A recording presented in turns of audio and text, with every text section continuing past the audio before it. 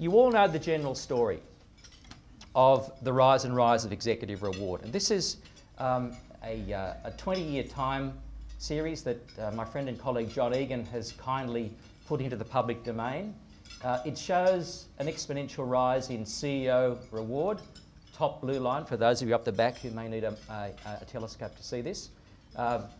Significant rise up to the GFC, and then according to data released so far in this reporting round, there does seem to have been a blip downwards in the reported total annual remuneration of top cap CEOs in the Australian context. One thing I'd point out is that there certainly has been a stretch in the pay gap between the immediate reports of CEOs and CEOs themselves. That stretch, I think, is a really interesting phenomenon, and it goes to the heart of a theory. I promise I won't bore you with theory this morning. It goes to the heart of a theory called tournament theory, which says that stretch is a good thing because it means that there will be a stronger competition and contest to get to the top, and that therefore is good for organisations because you will get talent literally rising to the top of the pile. There are counter-arguments to that proposition, however, but you'll notice down the bottom that there's a much more modest trend line in emoluments for chairs. They're non-exec chairs. John, I think that's right. And the top 5 non-executive directors. So again, not surprising, but that's the overall scenario. Just looking at the more recent past, this graph, these are divine averages, and we all know that there are problems with averages and means. They don't take into account outliers. But let's go with it for the moment. So if we look at the ASX 100 firms, CEOs leading those firms in Australia since 2004, whoops, my apologies, you do find that there is a substantial rise up to the last reporting round. I don't have sufficient data yet to be able to tell you whether that line there flatlines or whether it goes down. John's data, and he's more up to date than I am with my data collection, suggests that there is a fall in the mean. I suspect that that's probably going to happen, and some of the report data suggests that it could be of the order of perhaps a couple of million in the mean on the downside. I'm more interested though not in the aggregate trend here, total remuneration, but rather in the breakdown. And what we see here is that there's been a steady increase in the reported amount of long-term incentive payment, including fair valued new option grants and the like. I think that trend line is partly a data capture effect that flows from increased reporting of fair valuation. So there's an artefact of reporting in that line.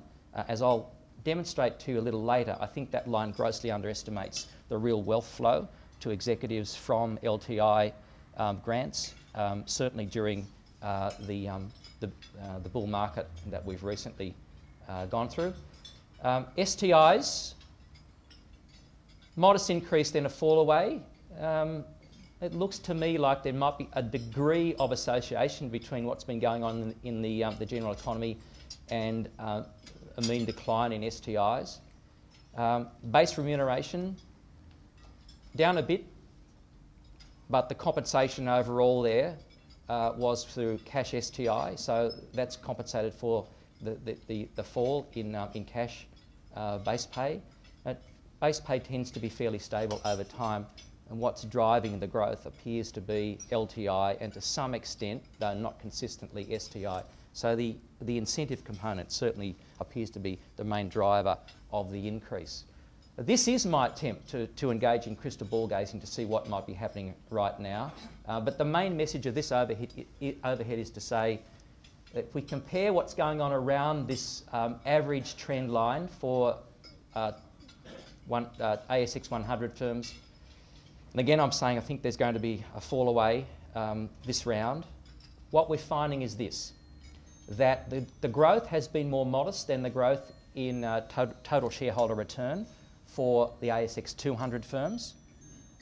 In that sense, it's under that particular metric of aggregate performance. Equally though,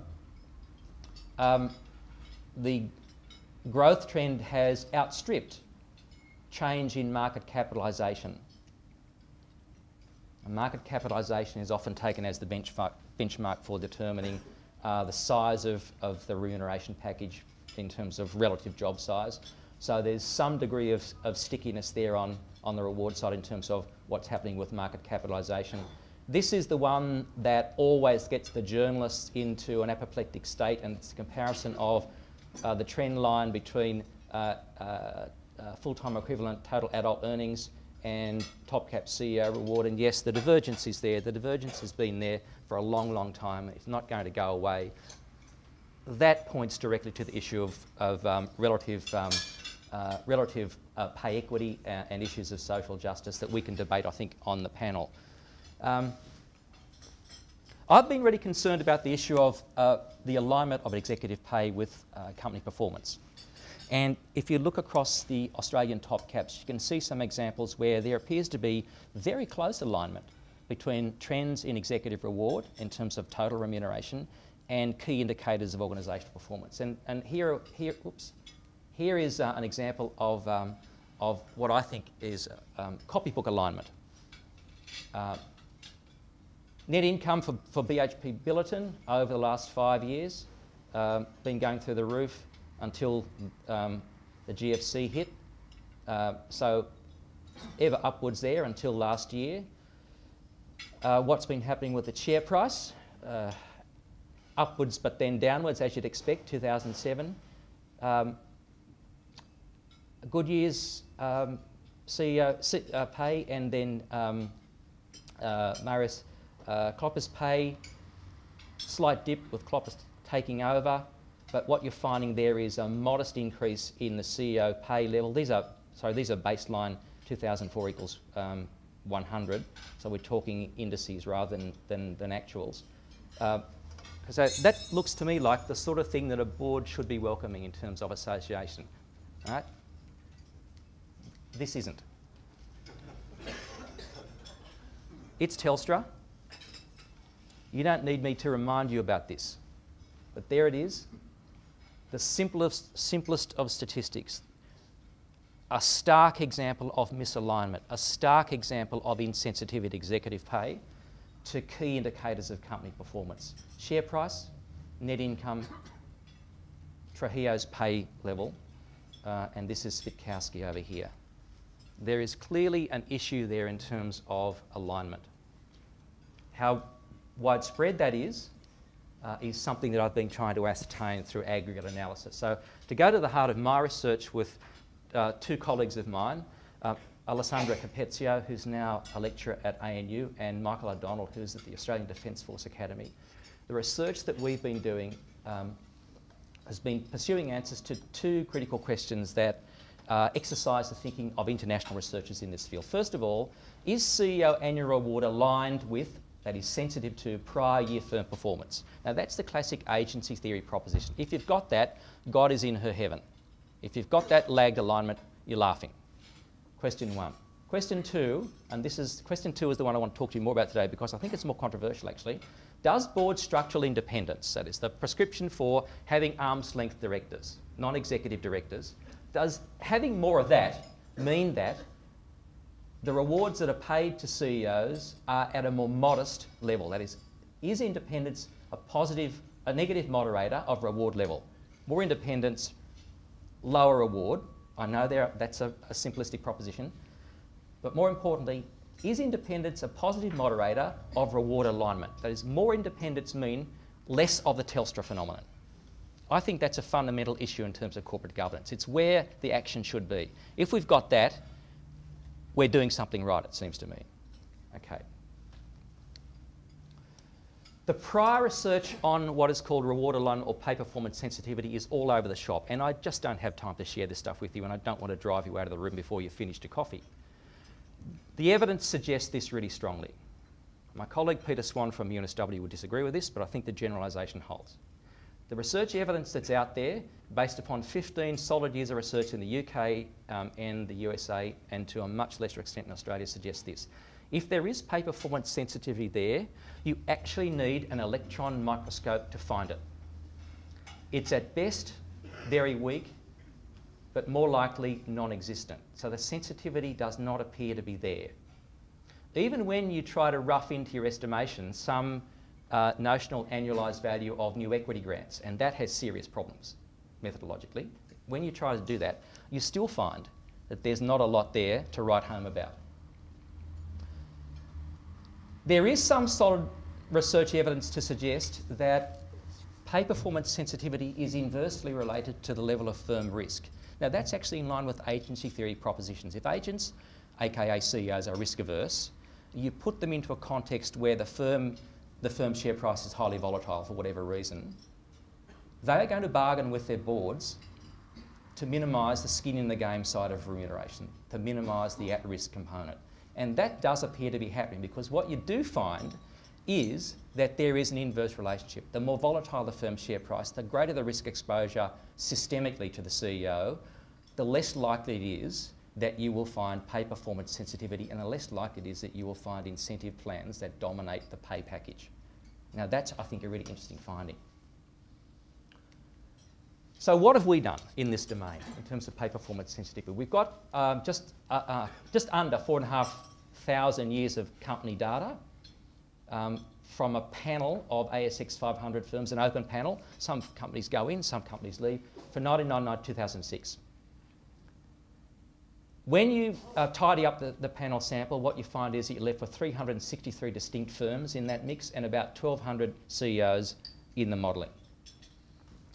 This is where it gets interesting. We have used the standard approach to pay performance sensitivity analysis. It's called first differenced ordinary least squares, please don't leave, ordinary least squares regression modelling. That one. We've used that with our data, and it's fundamentally flawed in terms of what is known as endogeny or autocorrelation. That means basically you get biased estimations out the other end of the engine. So we abandoned using that. Yes, we did find positive sensitivity, but serial correlation and endogeneity says you can't bet anything on those data. So we're using instead an approach that's not widely used but is occasionally used, called two-step, and it's not a dance, two-step system GMM, generalised method of movements regression. So that's our modelling estimation technique. We've used controls in our data. We've used year controls because of firm-specific fixed effects year on year. You know, what happened last year shapes what's going to happen this year, but it's a path dependency issue. We've used turnover episodes, dummies to control for turnover episode effects. We've used dummies for size, not dummies, sorry, we've used assets as a metric for size. We've built firm risk controls into the modelling. Our dependent variables are cash-based. You have to keep this in mind. This is a qualifier to our estimations. We've used the cash component of executive reward for reasons I'll explain in a minute. Total cash and incentive cash and non-incentive cash as well, but we haven't used annual long-term equity grants. More on that in a second. Our independent variables are return on equity and real market return. So we've got an operational measure and we've got a market measure, and we've lagged 1 year, we've lagged 3 years. That's the pay performance sensitivity lag issue. So that's what we tried to do. Why haven't we used LTI? We haven't used the equity component, long-term incentives, because we don't believe that what's reported can be taken as in any way reliable, even though it's a substantial component. This is John's estimations again, so I acknowledge John Egan's research work here. Just over a third of the estimated total remuneration of an ASX 1 to 50 firm is LTI based.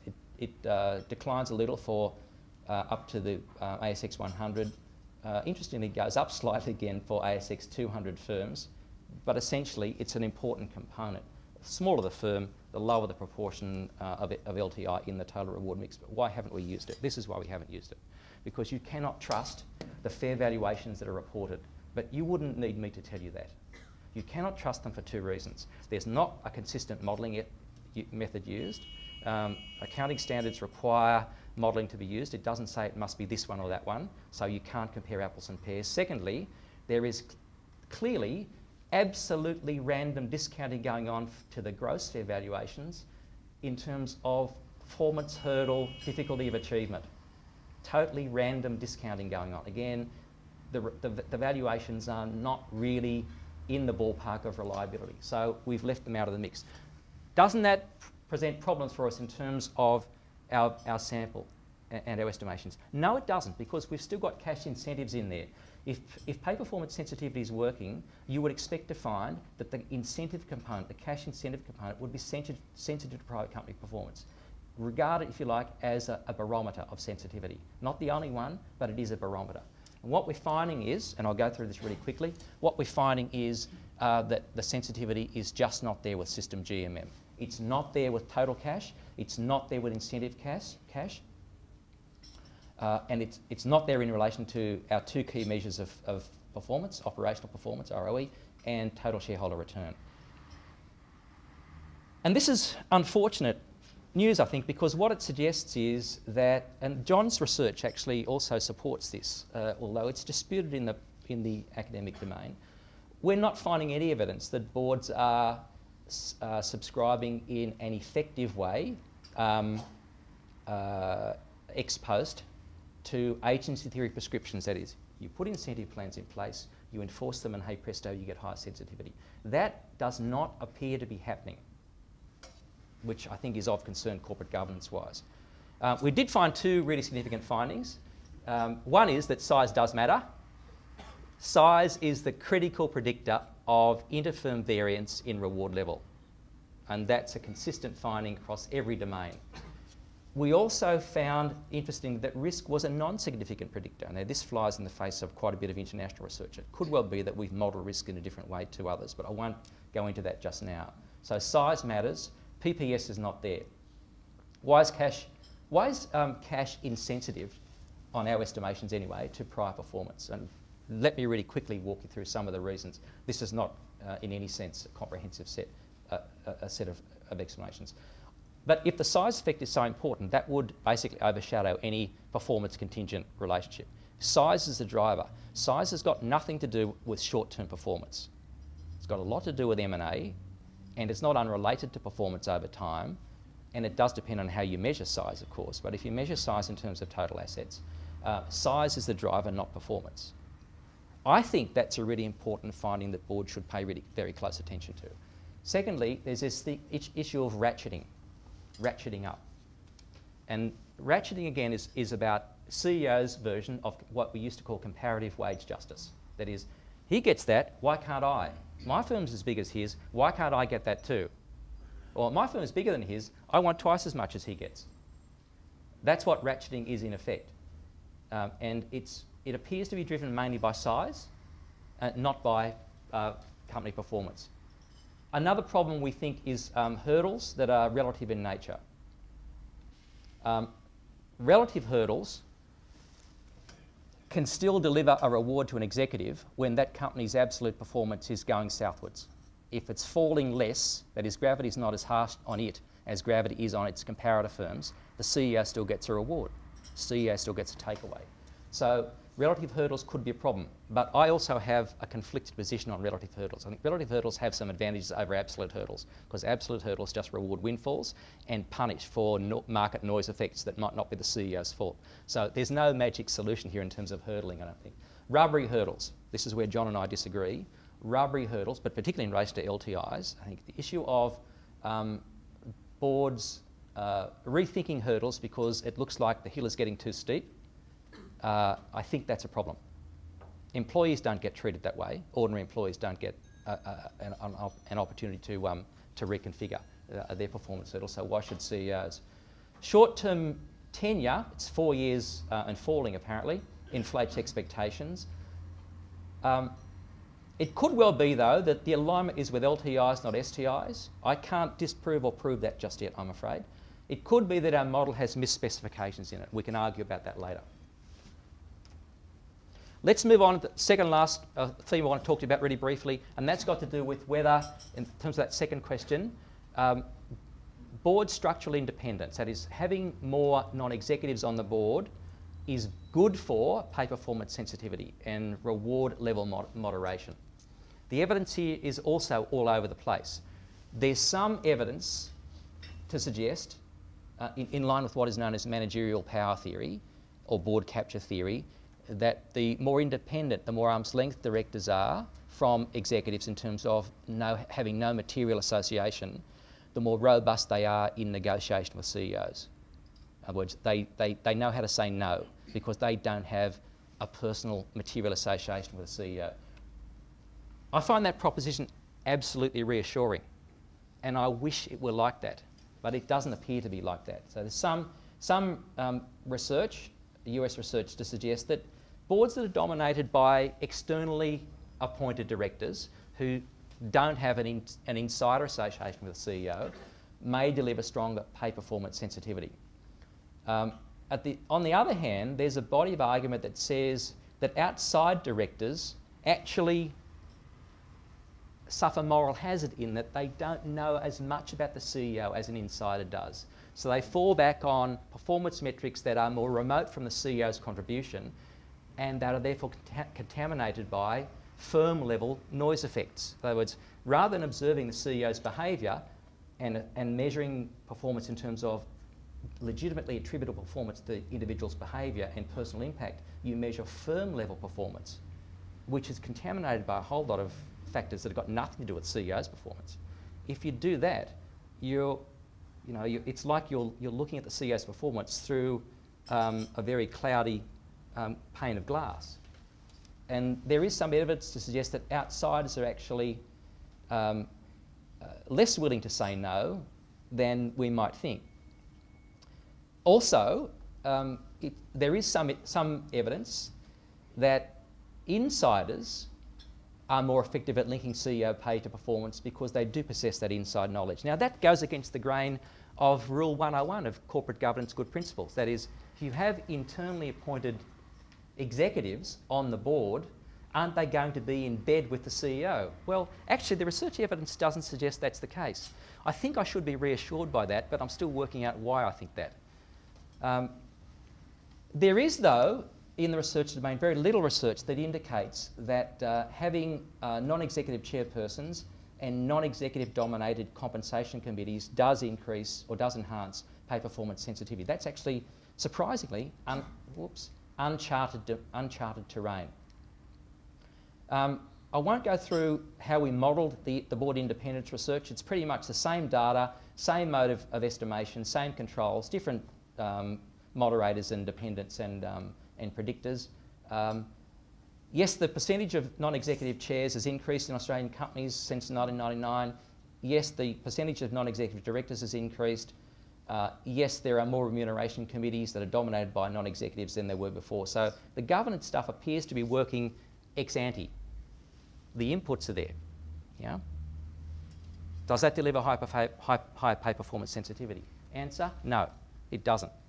And this is really depressing. Assuming our estimation techniques are not fundamentally flawed, or assuming we're not chosen the right modelling technique, what are the messages? The messages are these: that non-executive director dominated boards are not any more adept at applying agency theory prescriptions to achieve pay performance sensitivity than executive dominated boards are. In fact, non-executive dominated boards pay their CEOs higher levels of fixed cash, that is, performance insensitive cash, than do executive dominated boards. That's after we've controlled for industry, size, risk. We've washed out a lot of other things that might give you a false positive there. What we're trying to say here is that there's a fundamental policy implication that the faith in the moderating influence of board structural independence may be misplaced, that possibly independence is too good to be true, or as some journos put it, that it's a myth. What are the policy implications? We think that rather than get obsessed about the mechanics of board structural independence, it's important, and hopefully this will be good news for John, it's important that we look at board decision making and board behaviour. It's not so much the legal arm's length status of a director, but frankly we think whether they take their job seriously and professionally and whether they seek to behave as good stewards rather than as members of a select club. And so, in a sense, our research has done us out of a job of doing more quant research. We're now starting to look at doing behavioural interviewing of directors and CEOs to see what does go in their head when they make decisions. And John, I'm going to front up with a tape recorder to you in the not too distant future to ask about the cognitive processes that you engage in when you give very good advice to your clients. So I think I've been told to wind up, but this is just a way of throwing a grenade onto the breakfast table to suggest to you that there are some issues to do with what's reasonable that I think our panel should talk about. Should there be salary caps? Quickly, an indication. Hands up those of you who think there should be a salary cap on CEO reward. Okay, good. Should there be binding votes? No one thinks that? Okay. Should CEO rewards be based upon personal performance criteria rather than firm performance criteria? That's not a question. I actually think that's a proposition that we need to take more seriously. And if that means boards engaging in performance appraisal of CEOs in terms of behavioural standards and competency assessment, why not? As part of a mix of performance criteria that are more legitimately attributable to the CEO. And that would be in line with this idea of directors increasing their perception of the professional nature of their craft. And I think that would be a good thing for the future of corporate governance and corporate culture. Including using performance metrics that are quant in nature, like employee engagement survey outcomes. A little heretical. I'll just move quickly through some of these to go to the one that I'd like to propose to you, and that is I think there is a need to rethink the time horizon of reward determination for executives. Short-termism really, I think, is at the heart of the problems that we've observed over the last 18 months or so. There needs to be longer time horizons. Without going down the Japanese performance decline road, I think we need to get more Japanese and more Confucian about time horizons in Western corporate culture.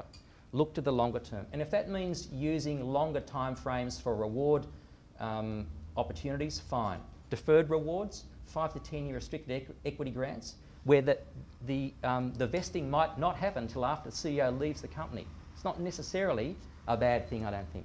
Equity and cash clawbacks if the company's performance declines. I actually believe that we need to rethink the equity instruments we use, using rights rather than options, and I'm happy to explain that a little later. The other point I wanted to make, and I'll close on this note, is that there's clear evidence now that there is hedging going on with unvested equity. Some companies have clear policies on this that ban it. The debate, as a great article by Miriam Steffens in the Herald on Saturday indicates, is not so much about whether hedging using derivatives for unvested equity is a problem, but whether vested equity should also be bans on hedging of vested equity. Now that's a different kettle of fish in terms of property rights, I think, and we can argue about that later. But I'll close there and hand it over to Jane. Thank you.